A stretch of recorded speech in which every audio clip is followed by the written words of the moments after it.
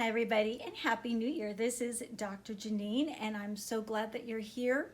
I trust that you had a wonderful New Year's Eve celebration, and if not, I'm going to just set the intention with you right now that every single day of this coming year is going to multiply exponentially all of the wonderful things that you have in mind and that you set forward as your resolutions and in your intentions.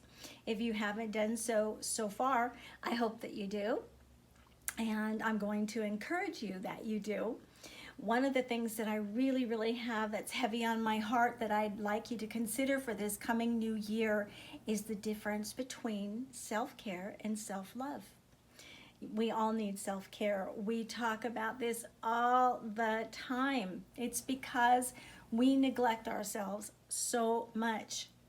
And we have to remind each other that we can't do that. We take care of, especially as women, we take care of everyone else. And a lot of times, even women and men have taken care of everybody else but themselves. And they end up becoming upset or bitter or angry and just feeling a little bit lost or maybe even remorseful that they didn't take care of a little bit more of themselves along the way. You have to keep in mind that taking care of yourself is also taking care of others. You have to put your own oxygen mask on first before you can take care of other people's air. So if you don't have air yourself, you can't give anybody air. So really take care of yourself and do that self-care. But with that in mind, self-care and self-love are very different. And whether you do self-care or not, if you don't have self-love, then it's just an action. It's just something that you are doing, and there's no meaning behind it, and there's nothing that's coming from in here that's behind it. You can actually go and, let's pick something. Go get your nails done, get a massage, go get a checkup for the new year, take a nice long hot bubble bath. All of those things are wonderful self-care things, but that doesn't necessarily mean that they're self-love things. We can have a lot of self-loathing taking a nice hot bubble bath with candles all around us. Does that make sense? Self-care is something that we do on the outside. It's something that we intend to do and maybe intentionally do. But self-love is something that we have that comes from the inside. And a lot of times we forget to work on the inside of ourselves as part of our New Year's intentions or resolutions or our day-to-day actions. We have to work on the inside.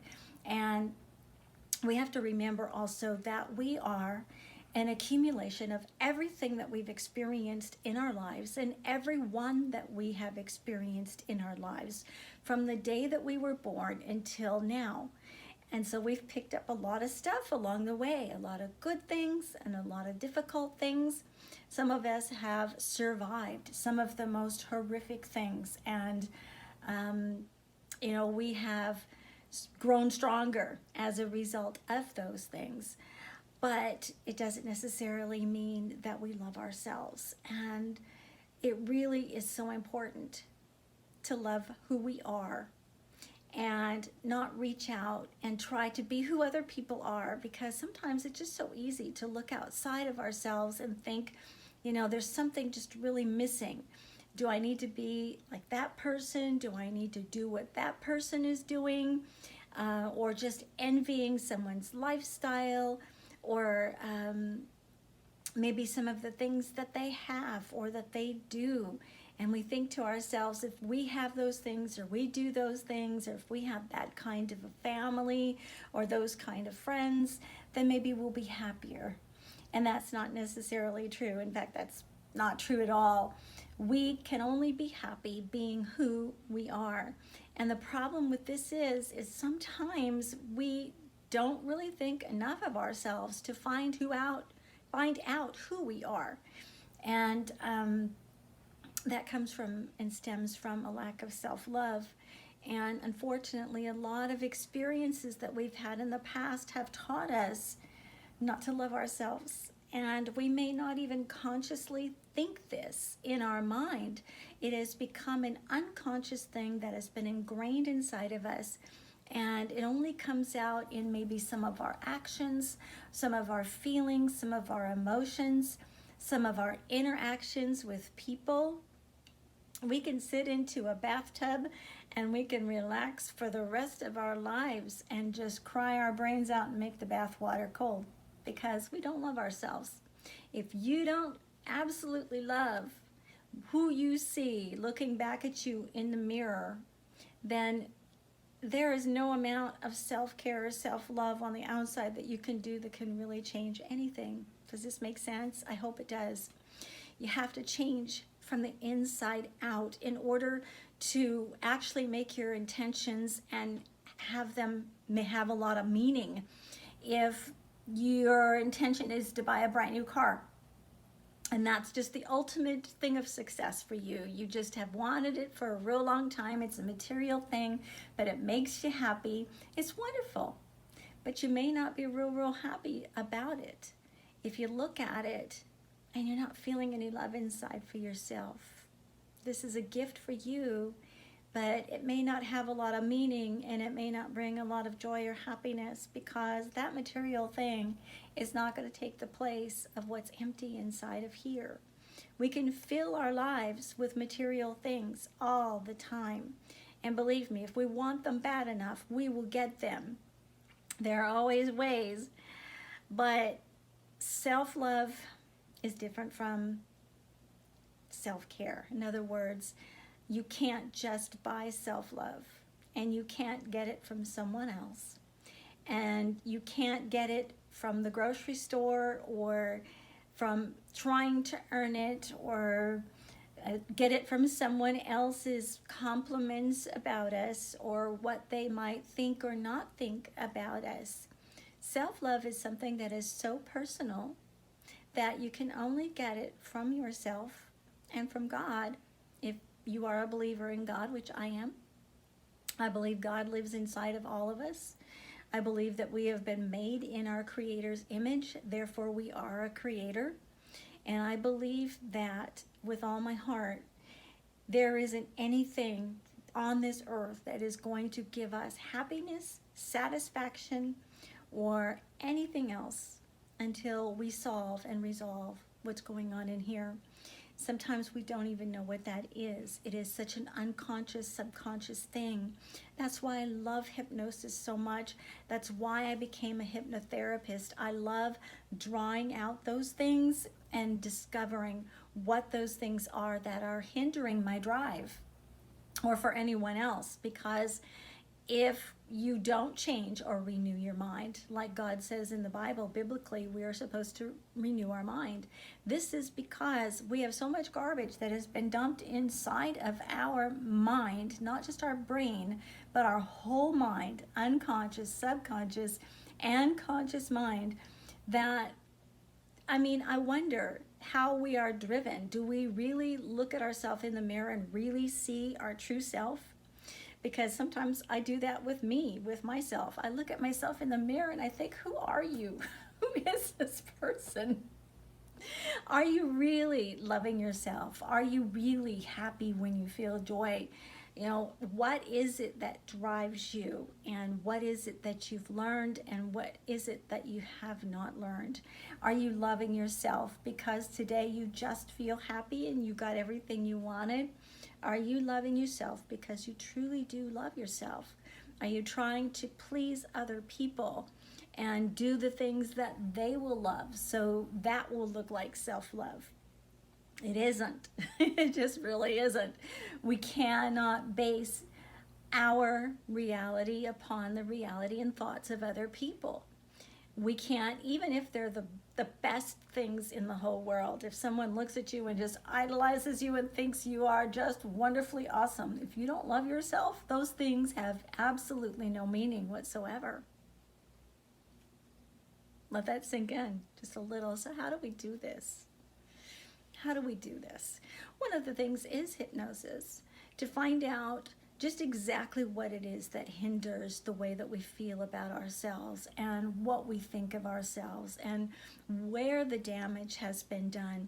This doesn't have to take 10 or 20 years of sitting on a psychiatrist's couch in order to figure it out. It could be a very fast process. Journal it out. Think about it. Take a nice long walk. Consider it. Go into your past, not to dwell on it, but to learn from it. Find the places where maybe you weren't treated so hot. Maybe you were actually treated very, very poorly. And do some forgiveness work, considering other people and considering yourself, because we do things, we harm ourselves because of the things that other people have done to harm us as well. Let me repeat that, because let this sink in. When other people harm us or have harmed us, we take that in as people. We tend to do it, especially if we're very sensitive and we're empaths. We take everything in. And we therefore turn around and harm ourselves, because we'll take on the beliefs that that situation has created, or those words that came out at us have created. And whether we know so or not, those beliefs will actually become like a stronghold or a soul scar or something that just really anchors inside of us. And that anchor will keep us from going forward, just like any boat anchor will keep a boat in a solid place. You cannot go forward if you've got a really bad anchor keeping you still. So if there's some place you want to go in your life, if there is something that you intend for yourself and you can't figure why you can't launch, find out where the anchors are. Go back and think about, where are those places that maybe you had experiences that created a lot of self-doubt or self-loathing, and work on correcting those things. Give yourself the affirmation and the encouragement and the love on the inside that you need. And maybe some of that might look like some of the self-love things. Go buy yourself a rose. Take time and read a book, journal, those types of things. They have meaning if you put the meaning behind them, and the meaning is a solid healing experience, because we all need to heal. Like I said, we are an accumulation of everything and everyone we have experienced from the day we were born until now. There isn't any exception. We all have it. And so why don't we get together and maybe even point some of these things out? You're not loving yourself. You do not love yourself because I see this. Look what you're doing. Look at the words. Listen to the words that are coming out of your mouth. What is driving you? I know this is very deep, but you know what? It is. There is depth of insight. You know, the Apostle Paul had mentioned in the Bible, and I always hold on to this every single time I need to see some insight. He said to have depth of insight, especially when we're looking at other people and what they intend. What are your intentions of your heart towards me or others? And we need to do this with ourselves as well. Look at yourself and ask to have depth of insight. I need to have depth of insight so that I can figure out what exactly it is that's being that boat anchor and not allowing me to go forward. And how can I fix it? You are, let me tell you this, I want to encourage you in this. You are a creative genius. Can you let that sink in? You are a creative genius. And you know exactly what you need in order to release yourself from that boat anchor and to actually sail on toward your destination. You have everything that has been planted inside of you to give you the motivation, the resolve, the powerful intention, the creative abilities. You have those things that have been born into you. When we talk about Bible, Some of you like to read the Bible, some of you don't, but I just want to mention this. The Bible does say we have all been created in the image of God, in the image of the Creator. So therefore, we create. We have creative genius. It has been born and bred into us, and everyone has their own. We all need everyone else's as far as creative genius as well as our own. We are a oneness type of wheel. We can't do without each other. We have to have one another, and this is something that our world just really hasn't completely, massively grasped as of yet. But whatever we do, whatever other people do in our lives or around us, affect everyone else. So let's look at it this way.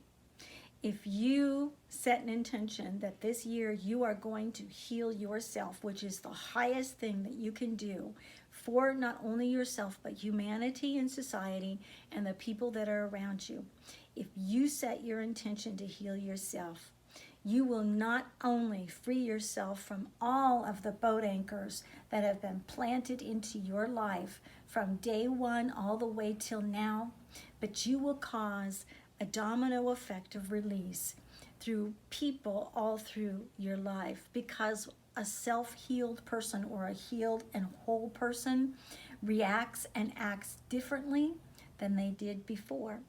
Because when we're free, that freedom shows and we affect other people.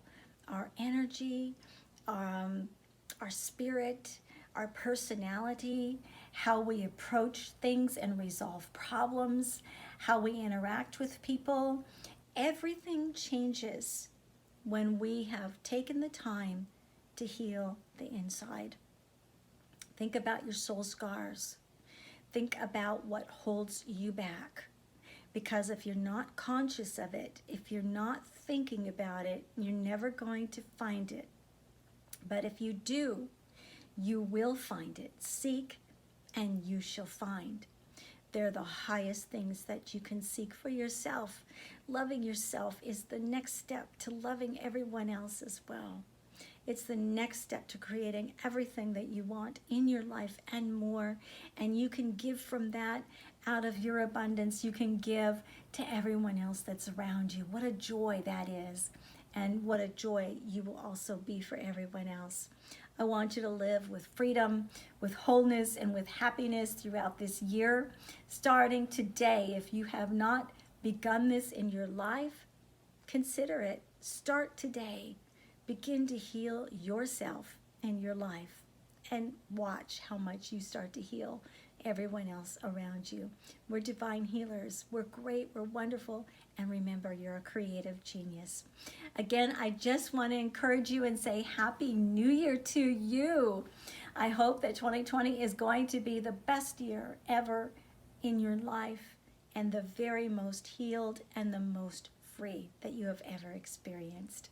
I am loving you from here, and if you ever have any trouble and you need to talk to somebody, you can always call me at 832-484-8306, and please leave a message. If I don't recognize your number, I normally don't answer my phone, and sometimes I'm just busy. And so please leave a message. And even if you don't want to call back, leave me a message and say, Dr. Janine, I have decided to heal myself this year.